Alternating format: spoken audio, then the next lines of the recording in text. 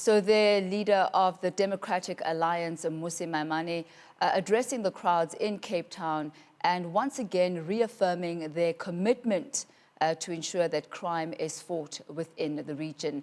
Now, the DA leader, Mmusi Maimane, unpacked the latest that the Democratic Alliance government has been doing to fight crime in the Western Cape. To discuss the DA's media briefing, I'm joined in the studio by Gabriel Crouse, who's associate at the Institute of Race Relations. A very good afternoon to you, Mr. Crouse, and thank you once again for joining us. Thank you very much for having me. You know, the leader of the Democratic Alliance has come out saying that it looks like, you know, South Africa in general has lost the war on crime. Won't you just position him as far as his efforts and what he's trying to do specifically within the areas that are DA run? He did talk about the efforts that are being done within the city of Joburg. He also spoke about the Nelson Mandela Bay. Right, so the most important thing that's happening in terms of fighting crime in the Western Cape right now, particularly in the Cape Flats, is the deployment of the army, which is not a DA thing. This is that was a national deployment for basically a national emergency. How much does this have to do with DA management or mismanagement of the crime situation in the Western Cape? That's very difficult to say. And perhaps that's the bigger question, because his hands are pretty much tied when it comes to handling issues, you know, such as crime, because that is handled from a national issue. And that's what the DA is wanting to advocate now, that there is a decentralization when it comes to the fight against crime, because in that way it will allow all the DA-led places to institute and implement their own crime prevention strategies. But with their hands tied, and I guess with the limited, you know, infrastructure that they have, what is actually really possible? Right, so just to give a quick perspective on how difficult the situation is on the national scale, Operation Impi was this sort of terrible story that flared up a couple of years ago and then seems to have died away, but it was brought back this weekend, where thousands of guns that had been taken by the police were sold from the police stockade to gangsters in Cape Town. So that's a real problem, and that's not something that the DA has much control over. In terms of what they can do, moving towards decentralization, that's key. A recommendation that the Institute of Race Relations has long brought forward and that parts of the DA have spoken positively towards is the idea of bringing in the democratic process so that communities are allowed to elect their own sheriffs or their own police commanders at the municipal and at the local level of a police station.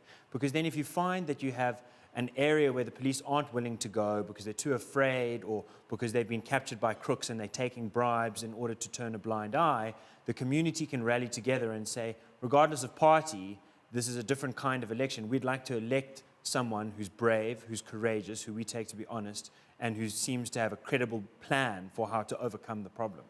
How then do we expect citizens to be the ones making such a mammoth decision? Because literally what we're then doing, if we go with what you are proposing, is to say, citizens, you decide on who is worthy. How do we expect them to know? Well, I think that part of the democratic process has to do with people getting out into communities. One of the things about a national campaign, which is all we're really used to in this country, is that you have sort of one person and one party trying to reach 58 million. But if you're at a community level and you have only a few thousand, it really is possible to speak and kind of get face-to-face interaction with the majority, if not all, of the people in the community. And especially when, and I think this is key for police, it's great when police come from the communities that they are policing so that it doesn't feel like an external force. So if you've got sheriffs coming from within inside the community and they're known to the community because they grew up there, then I think there really is a knowledge base from which people can decide in an informed and smart way who they think is going to be the best person for the job, rather than have someone parachuted in from Pretoria. And there's also then you are pretty much guaranteed of buy-in from the community because they are also personally vested in whoever it is that they've put in that position of power. But as far as the decentralization of the police force, how does that actually work? How are you moving that forward? How is the DA moving that forward over and above just the proclamation? Right, so I think that the DA is struggling with that, partly because the party is pulling in many directions at once. Earlier you were mentioning the Constitutional Court's ruling against Busisiwe Mkhwebane, the public protector, which is a sort of a higher branch of law enforcement, but it's essentially the same problem. Of course, the DA is on her side when it comes to them going after Ramaphosa, but they're against her when it comes to the Life is a Demeni report and the SARS mandate change that she came up with.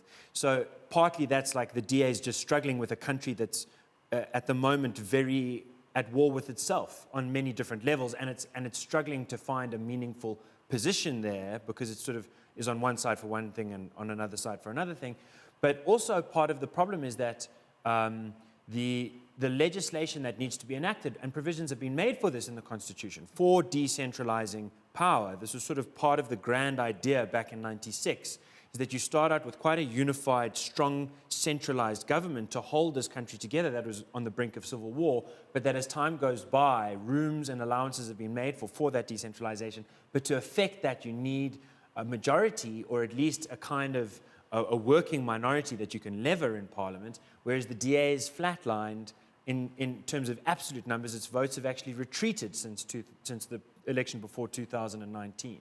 What we've seen as well in the past few years, especially in South Africa, is the strong voice of the civic movements. If the Democratic Alliance doesn't have the majority that they need to get this through and pass through Parliament, surely the voice of civil movements can also add to that pressure. I agree, and I really hope so.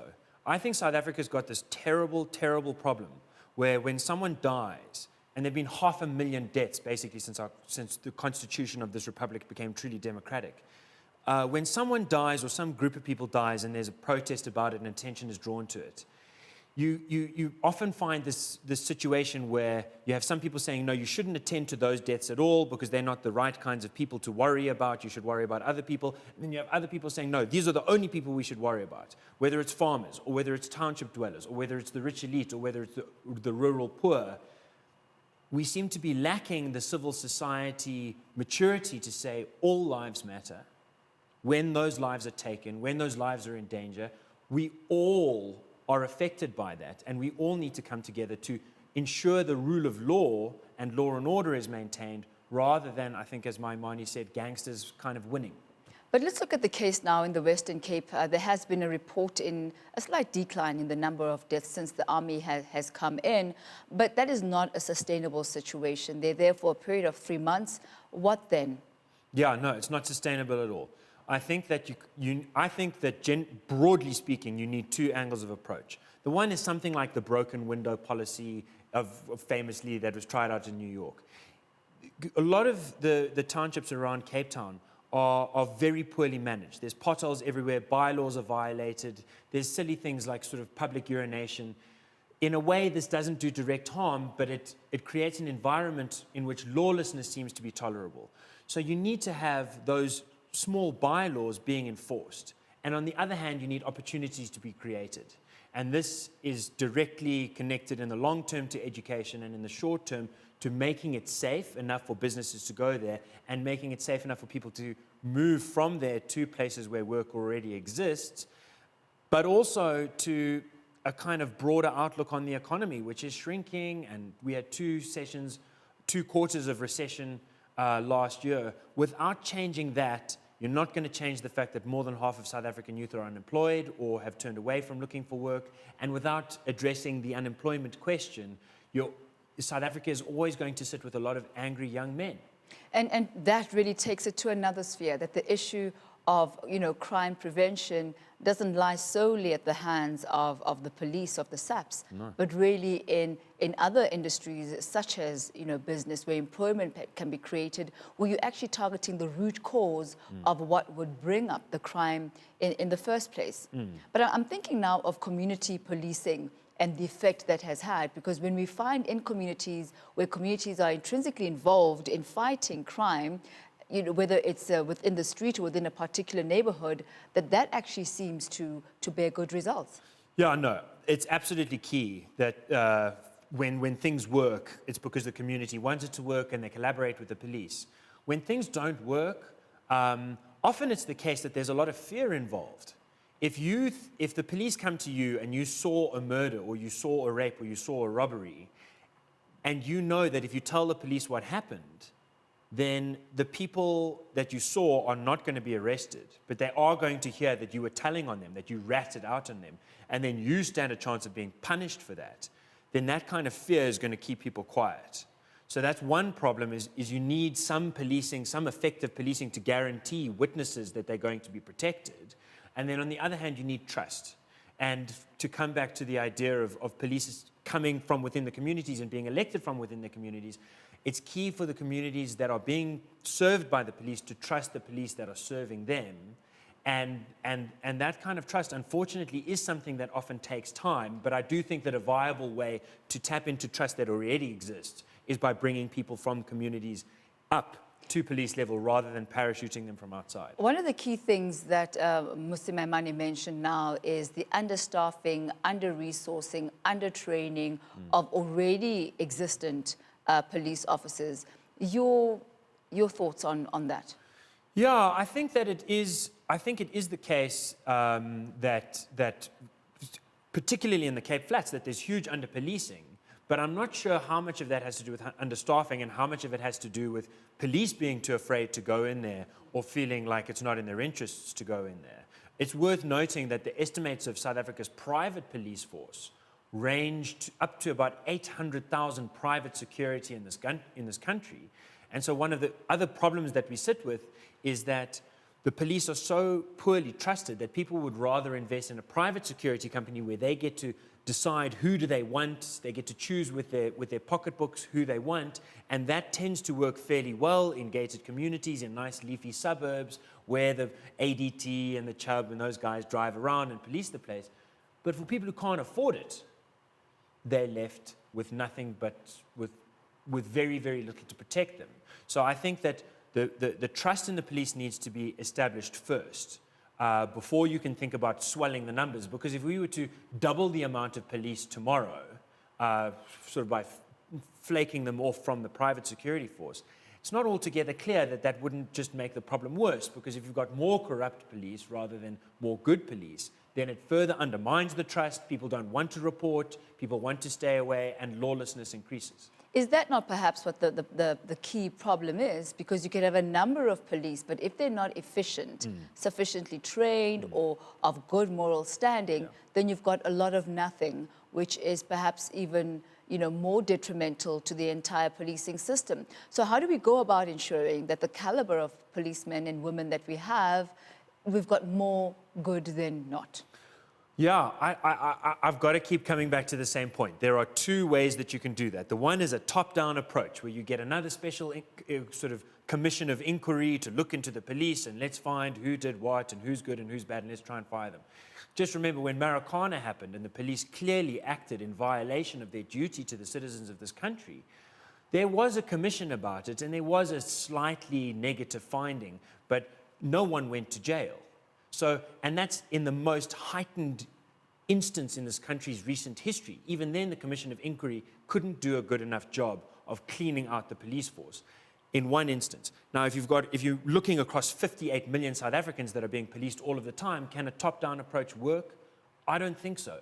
I think that the only way things can work is if the citizens of the country are entrusted to proactively engage in the process of keeping themselves safe, partly by having their rights to keep and bear arms protected and their rights to form community policing organizations protected, but also partly by giving them the vote to say, look, I want this person to be the sheriff, and if you want someone else, then let's have them on a stage to debate why we think one is going to be better than the other. And I think that through a process like that, you'll have trust, you'll have greater trust in the police, you'll have greater police integrity, honor code, ethics, because the people that will be chosen will be chosen by a better mechanism. And I think that a virtuous cycle can kick in of when police start working better. Then Maimani's very genuine, I think, worry about seeing lots of police and seeing the army come in and thinking back to Soweto in the 70s and the 80s and feeling like this is an oppressive force, that idea can start to be dissolved away, and South Africa can become a clearer country in which the police are seen to be our servants and our protectors rather than as a force not to be trusted because they're corrupt, or a force not to be trusted because they're brutes with heavy boots trying to stamp on the face of good people. I wonder, Gabriel, as a voter and as a citizen, when you elect a particular party to lead you and you want to put them into government, are you not putting them into government to make sure that the macrocosm of your life is actually taken care of, whether it's ensuring that you've got a strong currency, that the economics of the country are taken care of, that crime is taken care of, so that you, as the citizen, can be free to pursue other exploits instead of worrying about things like crime and stability.